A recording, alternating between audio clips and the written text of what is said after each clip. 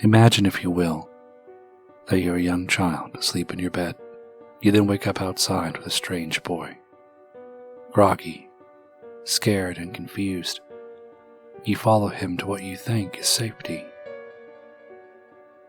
only to be met with torture and agony at the hands of a sadistic monster.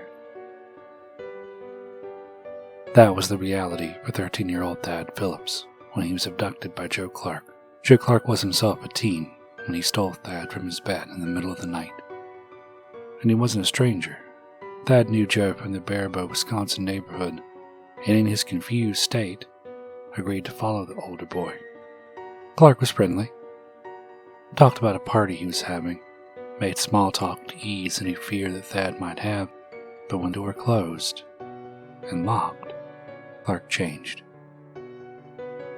He rushed Thad, took the child's ankle in both hands and twisted until the bone snapped. He would go on to tell his victim that he enjoyed the sound and feeling that breaking bones made. Joe Clark had a particularly nasty bent to him. He was a sadist. A sadist is someone who derives joy from the suffering of others.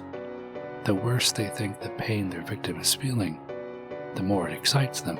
Oftentimes, it goes hand in hand with psychopathy, a trait Clark also exhibited.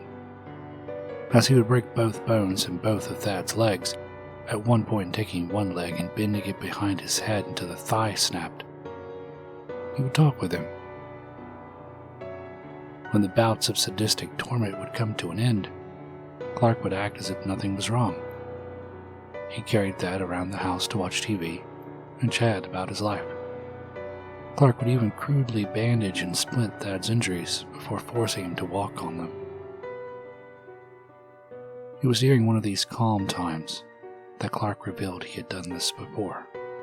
He named another boy he had killed in the year prior, 1994, Chris Steiner. Steiner had been abducted from his room on July 4th and was found dead in a small pond 6 days later. He was only 14 years old. The original cause of death was an accidental drowning, something that didn't sit right with police, who suspected foul play from the start. It was only with Clark's attack on Thad that the truth was revealed. Clark underestimated Thad's willpower. The 13-year-old endured the abuse and injuries inflicted upon him until Clark grew cocky. He left Thad alone while he went out to spend time with friends, and that gave Thad the chance to escape. He had made it down the stairs and into a side room before Clark returned and found him. In a rage, the child was beaten senseless and locked in a closet. At this point, it had been nearly 48 hours since he had been taken, and Thad knew that his time was running out.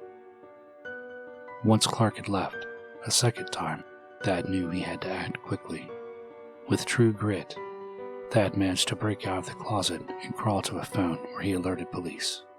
Clark was arrested, and his victim started a long progress towards recovery. It was during an interview with Thad Phillips that police made the connection to Chris Steiner.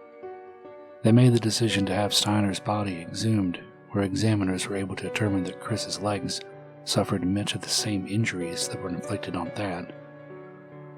Injuries that would have made it impossible for Steiner to swim when Clark threw him in the water. When police searched Joe Clark's room, they found a list of potential victims. Some were under the heading of "can wait." Others he was ready to move on and place them in the "get to now" category. Disturbingly, he also singled out other people for what he called the lake thing. Joe Clark now sits in Wisconsin prison cell, serving a 100-year sentence for his crimes against Thad Phillips and a further life sentence for the death of Chris Steiner.